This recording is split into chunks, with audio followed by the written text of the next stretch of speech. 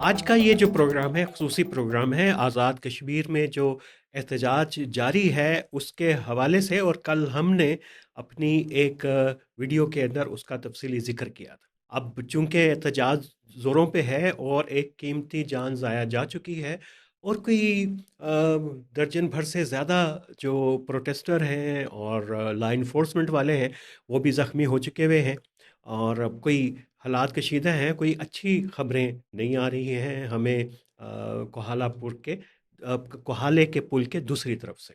اصل میں یہ ہو کیا رہا ہے ادھر، اور تین پوائنٹ ایسے ہیں جن کے اوپر میں چاہوں گا کہ آج ہم اس کے اوپر بات کریں۔ سب سے پہلے تو یہ بات کریں گے کہ یہ ایکشن کمیٹی ہے کیا، اس کے مطالبات کیا ہیں، اور حکومت کے ساتھ اس کے مذاکرات جو چل رہے تھے اس میں کہاں ڈیڈ لاک ہوا، اور پھر یہ کہ اس کا کمپیریزن کس کے ساتھ ہو سکتا ہے۔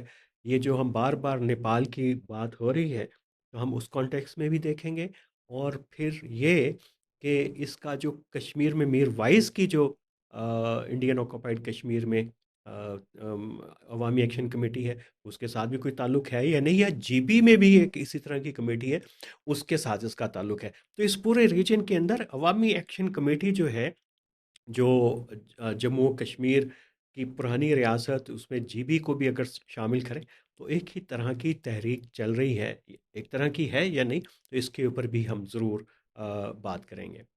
تو سب سے پہلے تو یہ کہ یہ دیکھ لیں کہ یہ جو عوامی ایکشن کمیٹی ہے، یہ اس کے مطالبات کیا ہیں، اور پھر یہ کہ اس کے مقابلے میں جو ریاست کا نیریٹو ہے، اس کا موقف ہے، اس کے اوپر بھی ہم ایک نظر ڈال لیں گے۔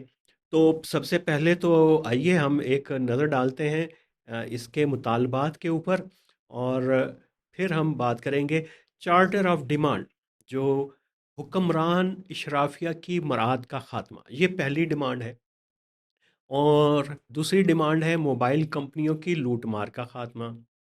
اور ظاہر ہے کہ کشمیر اور جی بی میں جو زیادہ سیلولر کمپنیاں ہیں، وہ ایس کام ہو یا زونگ ہو یا ٹیلی نور ایک دور کے اندر تھی، اب اس کا مجھے سٹیٹس نہیں پتہ، کہ وہ کتنا زیادہ ان کا آپس میں لنک ہے، اور لوگ ان سے کیوں تنگ ہیں۔ بہرحال موبائل کمپنیوں کے خلاف بات کرنا تو مین سٹریم میڈیا میں بھی بین ہے۔ نوکریوں میں مہاجرین، یہ مقیم پاکستان کے کوٹا کا خاتمہ، آزاد کشمیر میں کوٹا کا خاتمہ، پینے کے صاف پانی کی فراہمی، بجلی کے متعلق تمام معاملات پر عمل درآمد، اور یہ ایک اور اہم نقطہ ہے جہاں سے یہ تحریک شروع ہوئی تھی۔ پھر آٹا کے متعلق معاملات پر عمل درآمد، آٹے کی سبسڈی بھی ایک بڑا مطالبہ رہا ہے جی بی میں بھی اور ادھر، اس کے اوپر بھی ہم بات کریں گے۔ آٹا اور بجلی کے متعلق قانون سازی، یعنی یہ دو کی پوائنٹس ہیں جن کے اوپر چاہ رہے ہیں کہ بات چیت ہو۔ دوران تحریک حکومت کی طرف سے درج کیے گئے مقدمات کا خاتمہ، ہائیڈرل پروجیکٹ سے متعلق ہائی کورٹ کا فیصلہ محرر 2019 پر عمل درآمد، اور ہائیڈرل پروجیکٹ سے متعلق دیگر مطالبات پر عمل درآمد، ترقیاتی بجٹ کا لیپس ہونا، محکمہ جات کی اصلاحات، اضافی محکموں کا خاتمہ، بیرونی فورسز کی تعیناتی اور کالے قوانین کا خاتمہ۔ اس کے اوپر ایک بڑی تحریک چلی تھی کیونکہ یہاں پہ ایک قانون متعارف کروایا گیا تھا، اور یہ اس کے اوپر بھی کہیں نہ کہیں پہ ڈیڈ لاک ہے کہ یہ آرٹیکل 56 غالباً پاکستان کے آئین کی، کہ پاکستان کو یہ اجازت ہے کہ وہ پاکستان سے جو ہے سیکورٹی فورسز امن و امان کی ذمہ داری کے لیے بھیج سکتے ہیں، اور اس کو یو این کے چارٹر کی جو ریزولوشنز ہیں اس کا بھی تحفظ سرکار کے مطابق جو ہے وہ حاصل ہے۔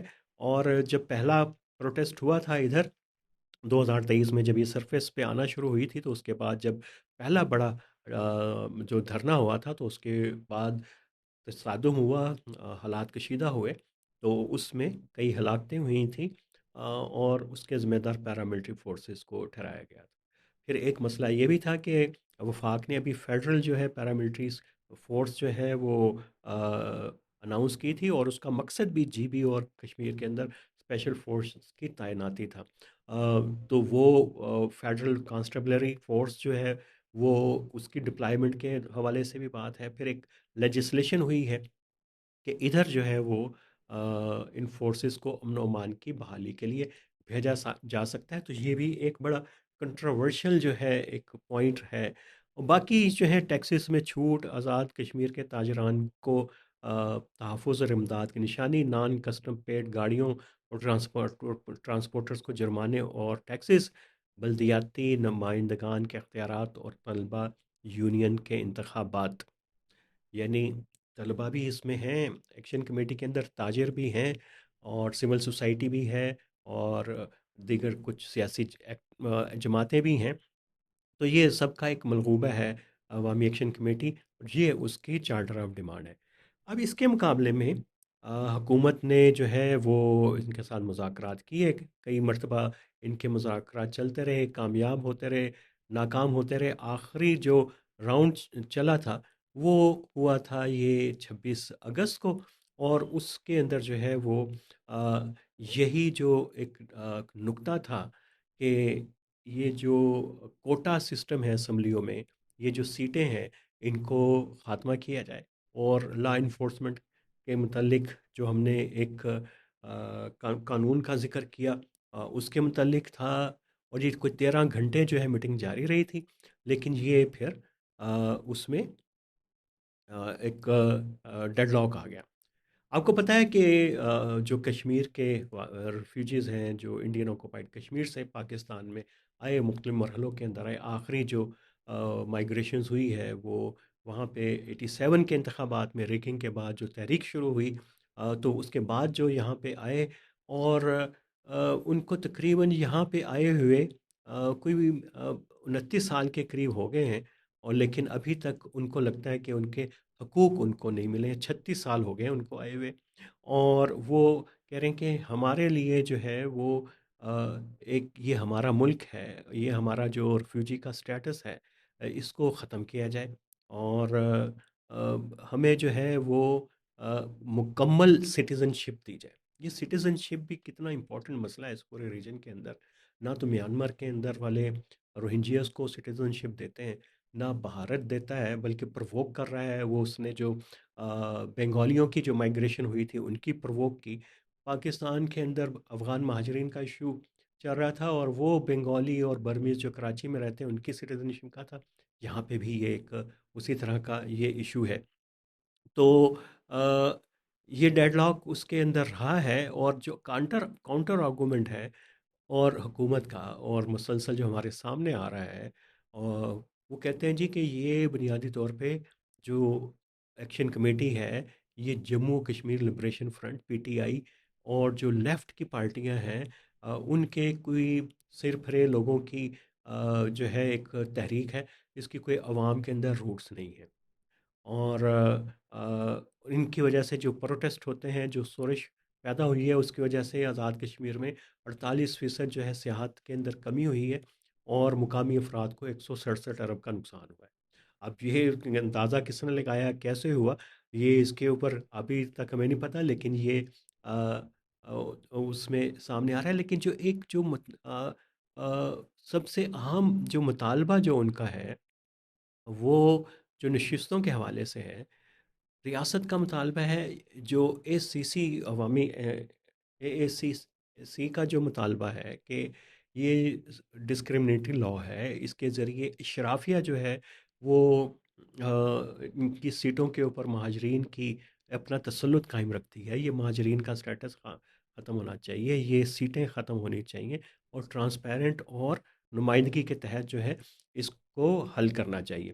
اور جو حکومت کا موقف ہے کہ وہ جو کشمیری مہاجرین 47 65 88 92 95 میں آزاد کشمیر آئے، پاکستان آئے، تو یہ کیسے ہو سکتا ہے ان کی نمائندگی نہ ہو. اور یہ 12 جو سیٹیں ہیں، اور وہ ان کا حق بنتا ہے. اور کہتے ہیں یہ بھارت نے بھی مقبوضہ کشمیر پاکستان میں جو ہے وہ آزاد کشمیر گلگت کے لیے 24 نشستیں رکھی ہوئی ہیں، جو کہ خالی رہتی ہیں. اصل میں اسے کہتے ہیں کہ اگر جو ملک یہ نشستیں ختم کر دے گا، تو وہ دراصل کشمیر کے دوسرے حصے پر اپنا حق ختم کرنے کا اعلان کر دے گا. یہ سرکاری موقف ہے. لیکن یہ جو کشمیر کے اندر ایکشن کمیٹی ہے، یہ کہتی ہے کہ نہیں، یہ ایک ڈسکریمنیشن ہے، اور اشرافیہ جو ہے اس کے ذریعے اپنا تسلط جو ہے برقرار رکھنا چاہتی ہے، اور مینپولیشن ہوتی ہے ان سیٹوں کے اوپر، ان کے رزلٹ کے اوپر. تو یہ ایک ان کا آرگومنٹ ہے، اور یہیں پہ ڈیڈ لاک ہوا تھا.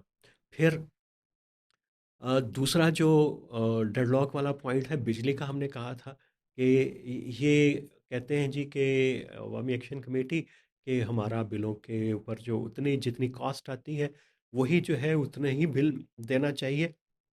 और कश्मीर में वो कहते हैं जी कि हुकूमत ने कहा है जी कि ये हम बाकी जो टैक्सेस हैं इंफ्रास्ट्रक्चर के हैं मुलाजमीन की तनख्वाहें हैं, तो ये आपको तो 4 रुपये फ़ी यूनिट मिलती है, पाकिस्तान में ये 9 रुपये फ़ी यूनिट पड़ती है। और आज़ाद कश्मीर में कमर्शियल यूनिट 10 और 15 रुपए का, जबकि पाकिस्तान में ये 34 रुपए का है। तो ये एक बड़ा एक इशू रहा है रॉयल्टी को लेके और बिजली की कीमतों को लेके। और कश्मीर में भी और जीबी में भी जो सब्सिडीज़ रही हैं इन दोनों खित्तों को हासिल, तो उनके जब भी इन सब्सिडीज़ को ख़त्म करने के लिए कोशिश की जाती है, यहाँ पे तहरीक उठती है। यहाँ पे कश्मीर के अंदर भी जो आटे की वीट की फ़राहमी है वो सब्सिडाइज़ रेट के ऊपर होती है और जीबी के अंदर भी होती है, और हुकूमत कोशिश करती है इसको ख़त्म करें। लेकिन ये जुड़ा हुआ मसला है इनके इक्वल सिटीज़नशिप के साथ। अगर आप जीबी के लिए एक दौर के अंदर तहरीक चली थी कि इसको हम एक सूबे का दर्जा देंगे, आप उस हिस्से को पाकिस्तान के मेन स्ट्रीम का हिस्सा तो बना नहीं रहे।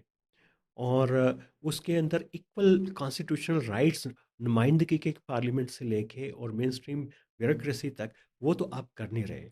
और आप भी कश्मीर का जो आज़ाद कश्मीर का जो है अबूरी आइन के तहत जो है वहाँ पे चला रहे हैं उसको। तो जब आप उसमें बुनियादी गवर्नेंस के पार्लियामेंट्री आइनी इस्लाहात नहीं कर रहे, तो उस वक़्त तक ये सब्सिडीज़ कैसे रियासत उनसे ले सकती है, उनको रिव्यू कर सकती है, ये बुनियादी एक मसला है। और वो लोग समझते हैं जीबी में और आज़ाद कश्मीर में ये यहाँ से रियासत, शराफिया और इस्टेब्लिशमेंट के कुछ हिस्से मनूवरिंग करते हैं अपने मफादात के लिए, और उन्होंने इसके ज़रिए जो है वो तसल्लुत कायम रखा हुआ है। बाकी चीज़ें आपने देख ली कि ये बड़े आम अवामी नोयत के मतालबात हैं जिसमें इस एक्शन कमेटी ने हमारे सामने रखे हैं। उसमें फिर वो कोटा सिस्टम की भी बातें हैं कि कैसे। लेकिन सबसे इम्पोर्टेंट बात ये है कि रियासत कहती है कि ये कोई हमारे खिलाफ साजिश है, ये जो एक्शन कमेटी है ये कोई राजनाथ का कोई मंसूबा है, ये कोई इंडिया का मंसूबा है कि डिस्टेबलाइज करना चाहते हैं। और ये जो तहरीक है बुनियादी तौर के ऊपर, ये तो जब ये मई वाला पहलगाम से पहले से ये 2023 से चल रही है, और ये तो पहले ही 2017-18 में ये बनना शुरू हो गई थी। और एक वो सवाल कि इसका कंपैरिजन नेपाल के साथ वो यहाँ पे हम आके करते हैं कि तहरीक पहले से शुरू हो गई थी। तो ये रियासत का ये रवैया कि हर तहरीक को आप कहें कि फॉरेन फंडेड है, वो पीटीएम हो, वो बीवाईसी हो, वो हक दो तहरीक हो, ये रवैया जो है मसाइल को हल करने में मदद नहीं देता, बल्कि उसको जो है वो मज़ीद गंभीर कर देता है। तो चीज़ों को उसके सही तनाजुर में देखने की ज़रूरत है। तो ये बुनियादी तौर के ऊपर 2014 में सब्सिडीज़, आटे की सब्सिडीज़ के ऊपर जो है वो एक तहरीक चली थी गिलगित बल्तिस्तान के अंदर। और वो इतनी तेज़ी से तहरीक चली थी, वो सोशल मीडिया के की पहली जो है एक बड़ी मोबिलाइज़ किस्म की कैंपेन थी कि लोग सड़कों के ऊपर आ गए थे। और फिर जीबी के लोग अ 2023 के अंदर भी सड़कों के ऊपर आए सब्सिडी के मसले को लेके। तो ये सोशल मीडिया ने लोगों को कनेक्ट किया जीबी के अंदर, और उन्होंने एक सोशल मीडिया प्लेटफॉर्म्स को यूज़ करते हुए एक वाइडर रीजन के अंदर अपनी तहरीक को ऑर्गेनाइज किया। ये इतनी इंस्पायरिंग स्टोरी थी कि ये अ, उसमें आज़ाद कश्मीर में भी इसके ऊपर जो है वो इंस्पिरेशन गई, और वहाँ पे भी इसी तरह की तहरीक से इंस्पिरेशन बनना शुरू हो गई। अब ये जो अवामी एक्शन कमेटी है, ये बुनियादी तौर के ऊपर तो मौलवी मीर वाइज़ ने की थी। अभी उनके बेटे जो हैं उसके सरबराह हैं कश्मीर में, वो ज़रा एक मजहबी कॉन्टेक्स्ट के अंदर है। और वहाँ के मुसलमानों की कॉन्स्टिट्यूशनल और मूवमेंट है, इंडिया ने उसको जो है बैन किया हुआ है, वहाँ पे कालअदम करार दिया हुआ है अवामी एक्शन कमेटी, क्योंकि वो एक इस्तेसावाब राय, यानी हक के राय दही की बात करती है, जो यूएन की रेज़ोल्यूशंस के अंदर है, तो वहाँ पे तो वो बैन है, लेकिन वो बिल्कुल मुख्तलिफ है। लेकिन ये वो एक सियासी तहरीक है। लेकिन कश्मीर के तनाजुर में देखें तो वहाँ पे सबसे बड़ा मसला ही जो है वो कॉन्स्टिट्यूशनल राइट्स का है, इंडिपेंडेंस का है, और यहाँ पे जो मसला है आम आदमी के राइट्स का है। और यहाँ पे कश्मीर में जब लोग ज़्यादा गुस्से में होते हैं पाकिस्तानी कश्मीर में, तो वो अपना कंपैरिजन जो है इंडिया के कश्मीर के साथ करते हैं। और हुकूमत भी उसका तुर्की ब तुर्की जवाब देती है कि आप कहते हैं कि इंटरनेट शटर डाउन या शट डाउन चल रहा है, और वो चल रहा है अभी भी वहाँ पे। तो वो इंडिया में तो सिर्फ कश्मीर में सिर्फ 36% हिस्सों पे है, बाकी इंटरनेट नहीं है। तो इस तरह के जो है इल्ज़ाम दर इल्ज़ामात जो है, जवाब दर जवाबात जो है वो एक दूसरे के सामने आ रहे हैं सामने। लेकिन इस ये जो क्लोज़ है जीबी के साथ, और इसी तरीके से, और ये पॉलिटिकल मूवमेंट नहीं है। नेपाल में जो कुछ किया वहाँ के जेनज़ीज़ ने, बच्चों ने जो कुछ किया, वो भी एक सोशल मीडिया की तहरीक थी, और पहली तहरीक थी। नेपाल वैसे तो साउथ एशिया के अंदर तो छोटा मुल्क है, लेकिन ये कि वो अगर यूरोप के मुकाबले में बाकी दुनिया के बड़े मुल्कों में से है, उसकी आबादी 3 करोड़ के करीब उसकी आबादी है। तो लेकिन उसमें एक पूरी जितनी भी डाइवर्सिटी है, तो वो एक सिनर्जी है वहाँ के तालीमी निज़ाम के अंदर, वहाँ के सोशल सिस्टम के अंदर। तो एकदम से उस तहरीक ने नेपाल के अंदर आग की तरह जो है वो जंगल में आग की तरह फैल गई। लेकिन जो आग लगी थी जीबी में, जो रेजिस्टेंस वहाँ से शुरू हुई थी हकूक़ की तहरीक, वो कश्मीर तक आई। क्योंकि दोनों का आपस में जो है, एक तो रीजन भी मिलते थे, और ये भी हमने सुना कि जो जीबी की एक्शन कमेटी है उसको सपोर्ट भी करती है, बल्कि वो शामिल भी रही है इनके साथ एहतजाज के अंदर। तो इनके मसाइल जो हैं वो एक तरह के थे, लेकिन ये एक रीजन तक जो है महदूद रही है। तो यानी ये कि जो नेपाल में हुआ वो इस कश्मीर में पहले हो चुका है, वह जीबी में हो चुका हुआ है, और अभी भी वही जो सूरत हाल है जारी है। क्योंकि नेपाल के अंदर भी वहाँ की करप्ट इशराफिया के ख़िलाफ़ वो तहरीक थी। ये जो इशराफिया के ख़िलाफ़ तहरीकें चल रही हैं इस रीजन में, फिर कीनिया में और बाकी मुल्कों में, ये इसी तरह से एब्रप्ट होती हैं, और ये एपॉलिटिकल होती हैं। ये ऑर्गेनिकली मर्ज होती हैं, ग्रो करती हैं, कनेक्ट करती हैं, प्रोटेस्ट करती हैं, सिस्टम को हिला जुला के जो है डिस्पर्स हो जाती है।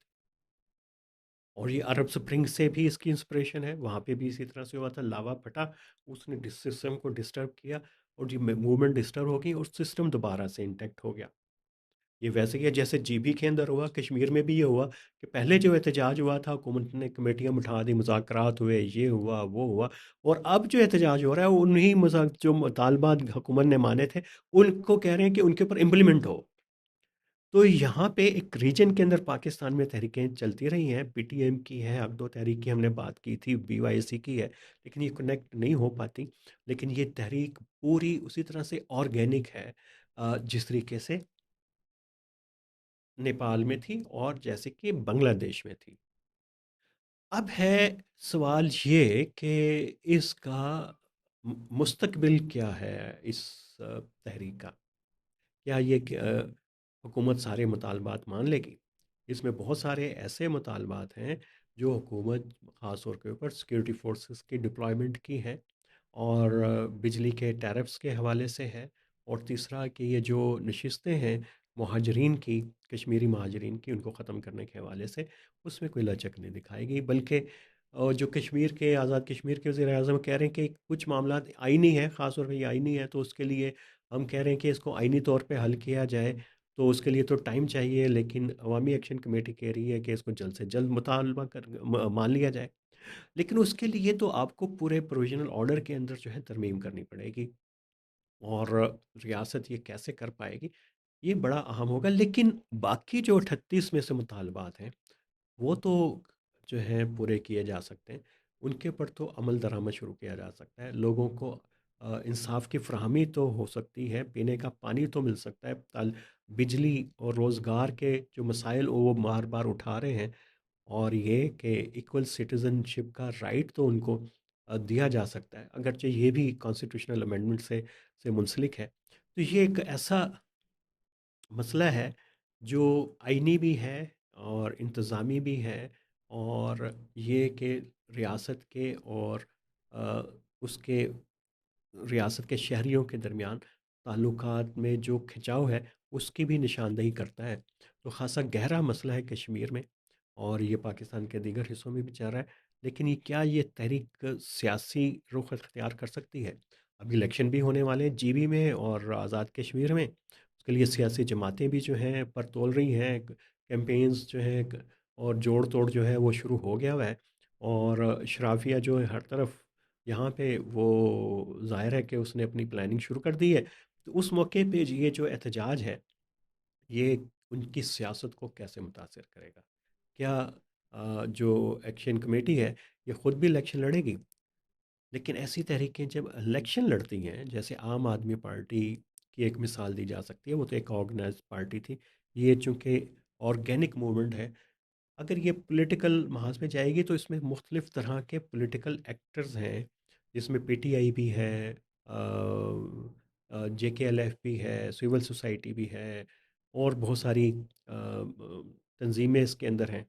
तो वो सियासत में अगर ये जाएंगे तो मुमकिन है कि ये फिर अपना ये वाला स्टैंस जो है वो बरकरार ना रख सकें।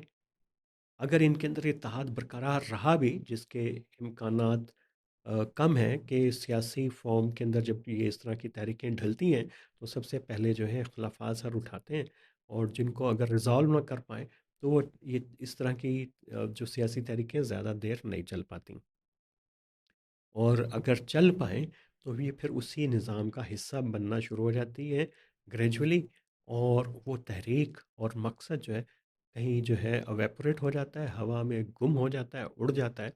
तो ये हो सकता है अभी तक अवामी एक्शन कमेटी ने कहा है कि उसके कोई सियासी अज़ाइम उस तरीके से नहीं है कि वो पार्लियामेंट्री इलेक्टोरल पॉलिटिक्स में आना चाहती है। तो अगर आई तो चैलेंज बहुत बड़ा होगा उसके पोजीशंस के लिए, लेकिन उनसे बड़ा चैलेंज इसके लिए अपना होगा कि बावजूद के इतनी ऑर्गेनिक सपोर्ट नेटवर्किंग के, ये कैसे एक अमली सियासत में आएगी, और इसके रहनुमाओं के लिए एक कड़ा इम्तिहान होगा और इसके हामियों के लिए भी कड़ा इम्तिहान होगा। हम देखते रहेंगे आने वाले दिनों में, और दुआ करेंगे कि इस मर्तबा ताकत इस्तेमाल करने की नौबत ना आए रियासत को, और ये मामला जो है सुलह सफ़ाई से, सुलह जुई के साथ हल हल हो जाए।